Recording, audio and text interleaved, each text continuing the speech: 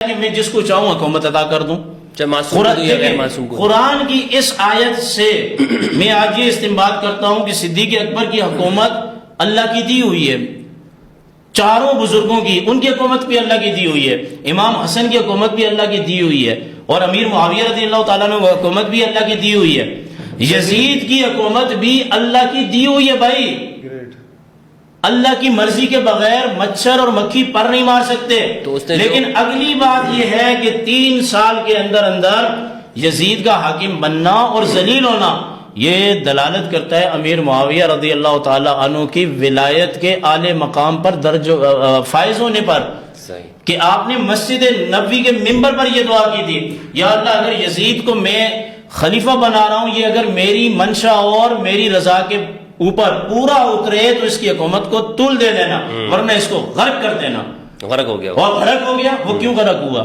اس کو کسی نے غرق نہیں کیا، اس کو امیر معاویہ رضی اللہ تعالیٰ عنہ کی دعا نے غرق کیا ہے.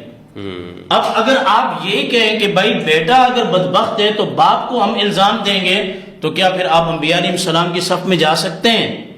صحابہ کرام میں سے کتنے صحابہ کرام آپ وہاں بات کر سکتے ہیں؟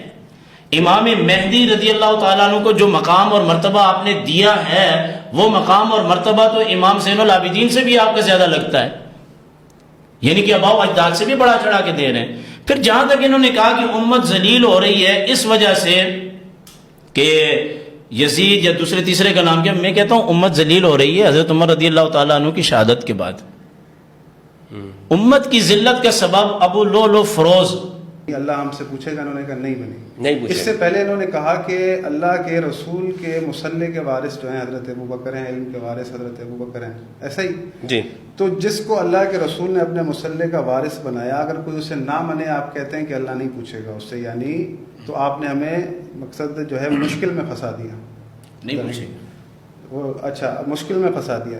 دوسری بات یہ کہ حضرت مولا علی کے حوالے سے انہوں نے کہا کہ حدیث بیان کی کہ میں نے جب دیکھا کہ حضرت ابو بکر کو کھڑا کیا مصلی پہ تو میں سمجھ گیا کہ یہ میرے، جس طرح نماز ایک اہم رکن ہے، اس کے امام کے لیے ہوا تو دنیا کے لیے بھی. اچھا اب مجھے لگتا ہے کہ شاید یہ نہیں پڑھی ہوئی حدیثیں، تو میں ان کو توجہ دلانا چاہتا ہوں. بخاری کے اندر جب رسول خدا صلی اللہ علیہ وآلہ وسلم کی وفات کا قصہ لکھا ہے، جی تو حضرت ابو بکر آئے رسول خدا صلی اللہ علیہ وآلہ وسلم کے جسد مبارک کے پاس، پھر وہاں سے جب سقیفہ چلے گئے تو وہاں پر انصار صحابہ نے کہا کہ ایک خلیفہ تم میں سے، ایک خلیفہ ہم میں سے. بڑی توجہ کے ساتھ سنی.